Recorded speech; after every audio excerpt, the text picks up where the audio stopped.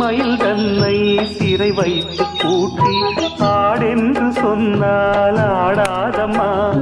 நாள்தோறும் ரசிகன் பாராட்டும் கலைஞன் காவல்கள் எனக்கில்லையே, சோகங்கள் எனக்கும் நெஞ்சோடு இருக்கும் சிரிக்காத நாளில்லையே.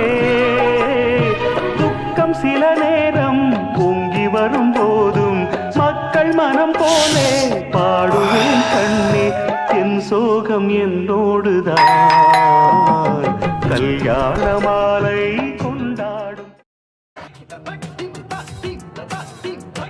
ஆரம்பிக்கலாங்களா?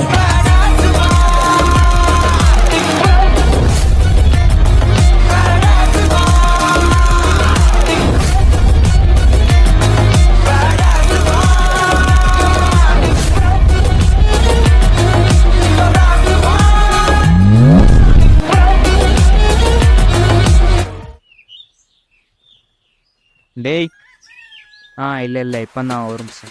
என்னடே?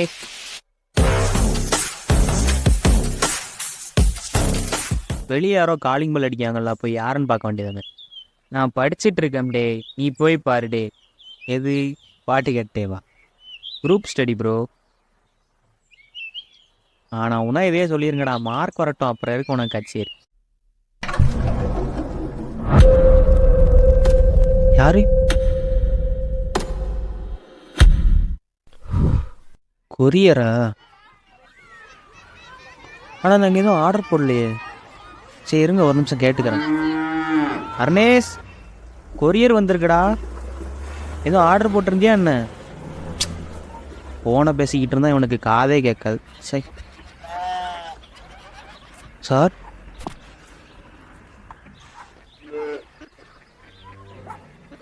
பார்சல் வேறு யாரோடதுன்னு தெரியலையே. சொல்லாமல் வச்சுட்டு போயிட்டாரு. சரி எப்படின்னு திரும்ப வரோன்னு நினைக்கேன், வச்சிருப்போம். இந்த பார்சல் யாரோடதுன்னு தெரில, நம்ம வீட்டில் வச்சுட்டு போயிட்டாங்க. அப்போ நம்மளோடது இல்லையா? சரி, அப்பா அம்மாட்ட பேசுனியா எப்படி? திருப்பதிலேருந்து வரதுக்கு ரிட்டன் டிக்கெட் கன்ஃபார்ம் ஆயிடுச்சா இல்லையா? இல்லை, இன்னும் பார்த்துட்டு தான் இருக்காங்க, கன்ஃபார்ம் ஆகலை. அப்படியா? சரி, இந்த பார்சல் யாராச்சும் வந்து கேட்டாங்கன்னா கொடுத்துரு. வெளியே எங்கேயும் போயிடாத, வீட்டில் ஆள் இல்லை. ஏன், நீ எங்கே போகிற? நான் கொஞ்ச நேரம் படுத்துருக்கேன். பண்ணிடலாம், ஓகே தான். படிக்கியா எப்படி? ஆமாம் ப்ரோ, மேக்ஸ் டெஸ்ட்டு. படி படி.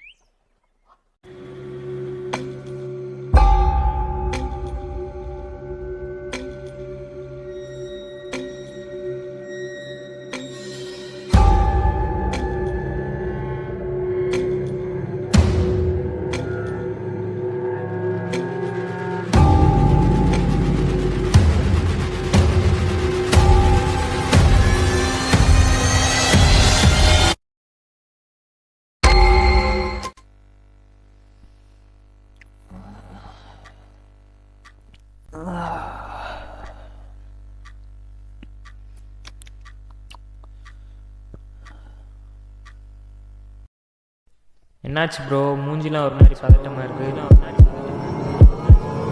எதுவும் பிரச்சனையா என்ன? நார்மலாக தானே இருக்கு ப்ரோ. சரி விடு, கொஞ்ச நேரம் டிவி போடுதேன், பார்ப்போம்.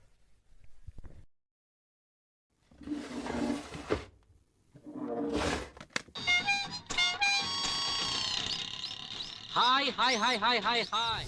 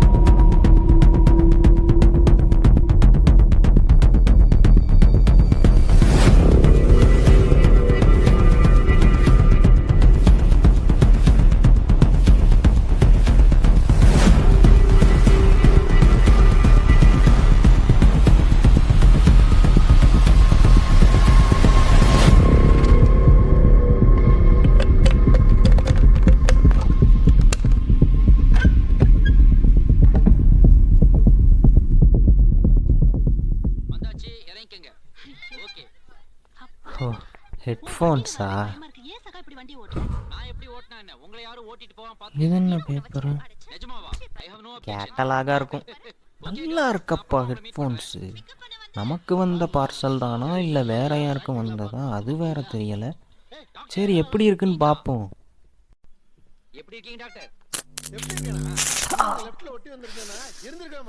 என்ன சவுண்டு? கனெக்டே ஆகல. அப்புறம் எப்படி கேட்குது? என்னடா காதில் ஒரு ஹெட்ஃபோன் ஏதோ வாய்ஸ் கேட்க மாதிரி இருக்கு.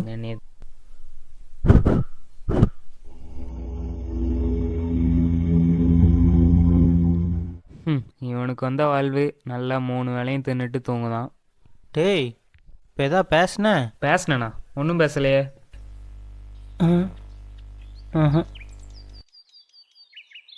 சேச்சே நம்ம தம்பி தானே, நம்மளே அப்படி சொல்லியிருப்பானா? எல்லாம் ஒரு மனப்பிரமையாக இருக்கும்னு நினைக்கிறேன். இருந்தாலும் லாஸ்ட்டாக ஒரு டைம் ட்ரை பண்ணி பார்ப்போம். சும்மா தானடா இருக்க, போய் குளிக்க வேண்டியதானே, நாத்தம் குடலை பிடுங்குது. டேய் என்னாச்சு ப்ரோ? இல்லை ஒன்றும் இல்லை. இதுக்கெல்லாம் காரணம் மைண்ட் தான். அதை வந்து நல்லா வச்சுக்கிறதுக்கு யோகா பண்ணு, பிராணாயாமம் பண்ணு, மெடிடேஷன் பண்ணு. எங்கிட்ட வா. ஃபோனும் கனெக்ட் ஆகல, அதோட வாயும் அசையல. நல்ல ஆகாரமா எப்படா? ஒண்ணுமே புரியலையே. என் ஆட்டோக்கு ஸ்டார்டிங் ட்ரபிள் இருக்கிறதுக்கு நான் எதுக்கா இதெல்லாம் பண்ணணும்? சரி லாஸ்ட்டாக ஒரு ட்ரை, இதோட இந்த முடிச்சுக்கோ. நேரத்துல ஒரு சீரியல் பார்த்து அழுதுட்டாவது இருந்திருப்பேன். ஏன் டாக்டர் சின்ன லூசு வயசுல பையன். பிரச்சனை அவங்க? பின்ன என்னப்பா, ஒருத்த வீணா போனவன் தினம் ராத்திரி 12 மணிக்கு போன் பண்ணி தொலைப்படுத்துறான். என்ன கேக்குறான்? என்ன கேக்குறான்? நீ தாசா லபக் தாசான்னு கேக்குறான்.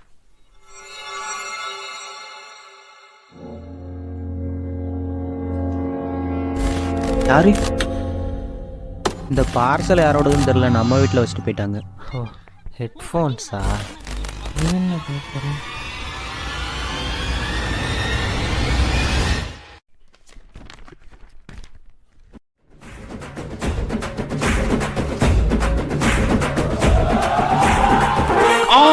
சிஸ்டர், நீங்க மனசுல நினைக்கிறதெல்லாம் எனக்கு எப்படி கேக்குது?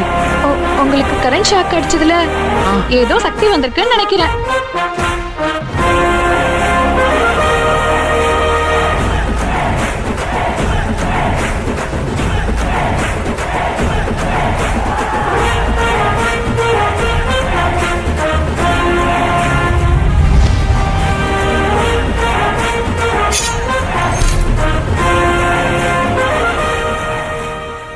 மாமியார் மருமகளை பத்தி எத்தனை மெகா அர்னேஸு, இந்த ஹெட்ஃபோன்ஸில் மனசில் நினைக்கிறதெல்லாம் கேட்குதுடா.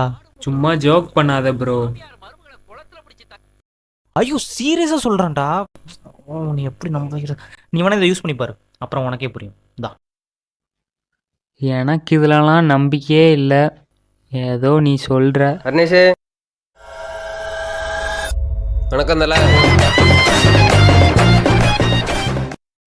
ஏய் வாடா, எங்கள் அண்ணன் பண்ணுற ஜோக்கை பார்த்தியா? இதை போட்டால் ஏதோ மனசில் நினைக்கிறதெல்லாம் கேட்கும். டேய் சத்தியமாக சொல்கிறேன்டா, நீயே நான் சொல்கிறத நம்புடா. இப்படித்தான் சின்ன வயசில் அதிர்ஷ்டக்கல், டைம் டிராவல் சைக்கிள்னு கதையாக விட்ட. ஆனால் இன்னும் என்ன நீ பைத்தியக்காரனாவே நினச்சிட்டு இருக்கேல்ல?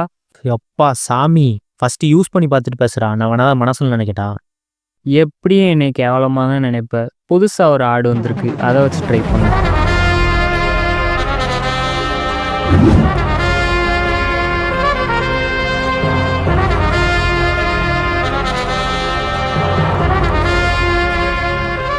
ஆமாண்டா கேட்குது. கேட்டுச்சா?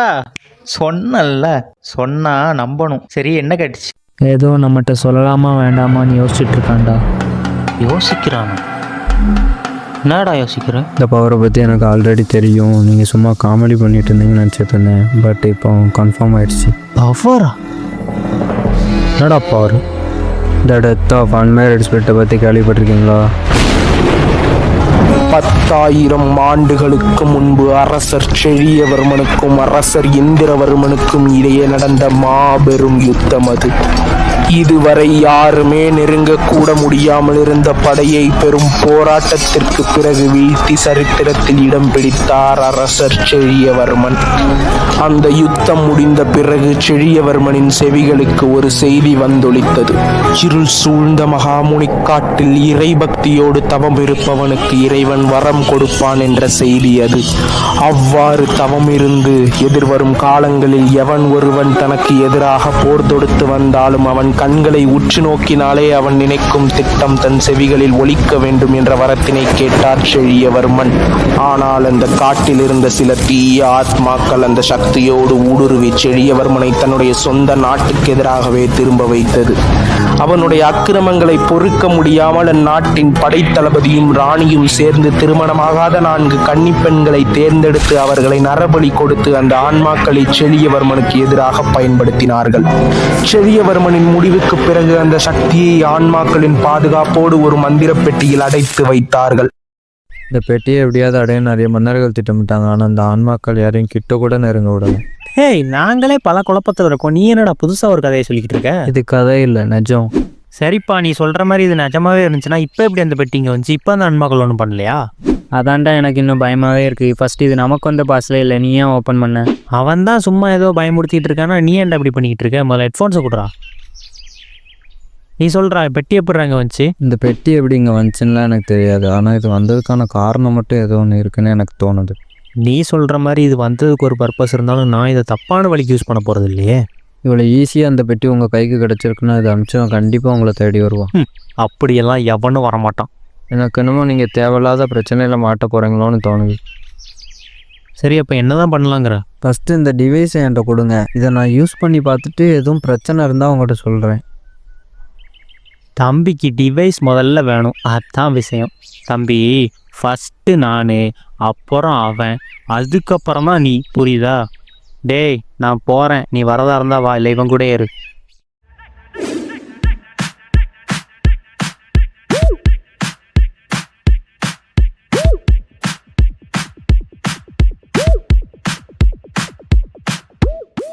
இன்னைக்கு எப்படியாவது எங்கள் வீட்டுக்காருக்கு தெரியாமல் பணத்தை எடுத்து ஒரு சேலையை வாங்கிக்கிறணும். குளிச்சு 3 நாள் ஆச்சு, இன்னைக்கு குளிப்பமா வேண்டாம்? அங்கிள், பர்ஸை ஒளிச்சு வச்சுட்டு குளிக்க போங்க அங்கிள். அட பாவி, இப்படி பண்ணிட்டானே.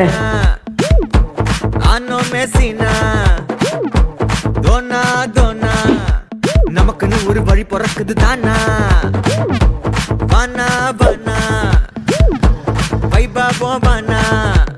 பேசாம இந்த டிவைஸை வச்சு மக்கள் மனசை படிச்சு அரசியலுக்கு போயிருவோமா? வேண்டாம் வேண்டாம், அப்புறம் டிவிக்கே காம்படிஷன் ஆயிரும். வந்தாச்சு, கை மேல தந்தாச்சு, ஊரை கொட்டாவும் அட நம்மாளு. கடவுளே, நான் நினச்சது எப்படிதான் நடந்தாலும் கடவுளே நீ தான் கடவுளே பார்த்துக்கணும். கவலைப்படாத, நீ மனசில் நினைக்கிறது கண்டிப்பாக நடக்கும். இப்போ மஞ்சள் வீரன் 2ல் அமலா சாஜி ஹீரோயினாக வந்துடுவாங்களா? அமலா சாஜியா? ஆமா, நீ என்ன வேண்டுன? இதான் அந்த மஞ்சள் வீரன் டிடிஎஃப் வாசன். ஏன்டா நாய, ஊருக்குள்ள அவனுக்கு 1008 பிரச்சனை இருக்கு, இவருக்கு மஞ்சள் வீரன்ல அமலா சாஜி பேரான்னுட்டானுமா. மக்களே, இப்படித்தான் ஊருக்குள்ள பாதி பேர் பட்டையை போட்டு உத்தமன் மாதிரி தெரிவாங்க. ஆனால் அவன் மனசில் நினைக்கிறத கேட்டான்னு தெரியுது, அம்புட்டு பயிலும் உத்தமன் பிரதீப்பாக தான் இருக்கான். அதனால எவனையும் நம்பாதீங்கடா. இவரையும் மஞ்சள் வீரனே ஸ்கேம்டா. வட சென்னை 2 வருமா இல்லை வராதா?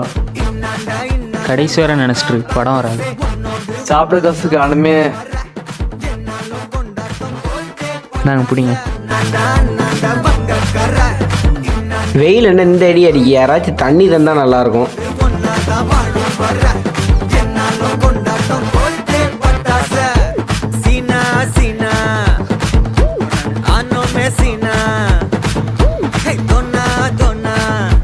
நமக்குன்னு ஒரு வழி பிறக்குது தானா. டேய் அர்னேஷு, டேய். அப்போ முகேஷ் இன்னைக்கே காமிச்சிருமா எப்படி? வீட்டில் சும்மா தானே இருக்கோம், இன்னைக்கே காமிச்சிரும். சரி, கண்டிப்பாக டிவைஸை பார்த்து ஆச்சரியப்பட போகிறான். வாரேன்னு சொல்லி மெசேஜ் போட்டுருந்தாங்க, இன்னும் ஆளை காணும். ஹாய்ண்ணே. ஹாய்டா. ஏன்னா இத்தனை நாளாக வரல? வேலை இருந்துச்சுடா, அதான் வர முடியல.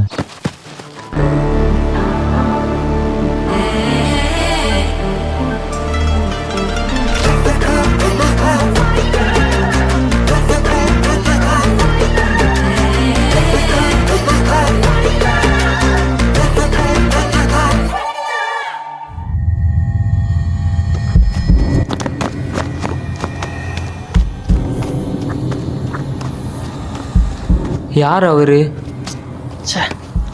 எதுக்கு நம்மளை பார்த்து அப்படி செஞ்சுட்டு போனார்? சொல்கிறேன். கேட்டே இருக்கேன், எதுவும் சொல்ல மாட்டேங்க. யார் அவர்? அவர் தான்டா நம்ம வீட்டில் வந்து அந்த பார்சலை வச்சார். அப்படியா? அது முகேஷ் செருப்பு தானே? ஏதோ லெட்ரு மாதிரி இருக்கு.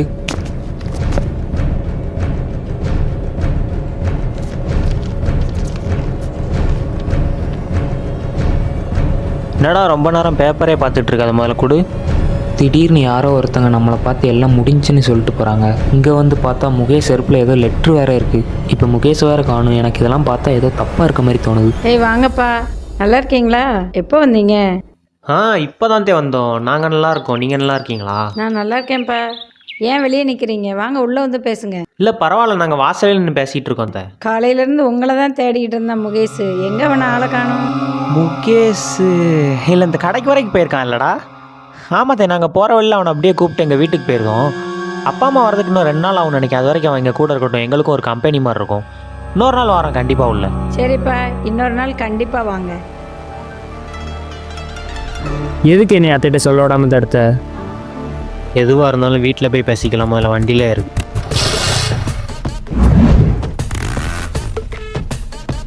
இதுக்கு தான் அவன் அப்போவே வேண்டான்னு சொன்னான். இப்போ நீ பண்ண காரியத்தினால முகேஷையும் காணும். இப்போ நம்ம 2 பேரும் சண்டை போடுறதுனால இப்போ எதுவும் மாற போகிறதில்ல. இதுலேருந்து எப்படி தப்பிக்கலாங்கிறது தான் ஃபஸ்ட் நம்ம யோசிக்கணும். நீ சொல்கிறதும் ஒரு வகையில் கரெக்டு தான். ஆனால் அவர் யார், எங்கே இருக்கார், எதுவுமே தெரியாத எப்படி நம்ம அவரை தேடி போக? அவர் ஏதோ பேப்பர் மாதிரி ஒன்று வச்சுருந்தார்ல, அதில் ஏதோ டெக்ஸ்ட் மாதிரி இருந்துச்சே. டிரான்ஸ்லேட் எதாவது போட்டு பாரு, ஏதாவது ஹிண்ட்டு கிடைக்கான்னு பார்ப்போம். சரி, அப்படி வேணால் செஞ்சு பார்க்கலாம். யார் ஃபோனில்? அம்மா தான் ஃபோன். டிக்கெட் கிடைச்சிருச்சு, நாளை கழிச்சு ஊருக்கு வந்துடுவோம். சரியா? சரிம்மா. நாளை கழிச்சு அப்பா அம்மா வராங்களாம். அதுக்குள்ளே அத்தைக்கும் தெரியாமல் முகேஷையும் கண்டுபிடிக்கணும். இப்போ என்ன செய்ய போகிறோம்?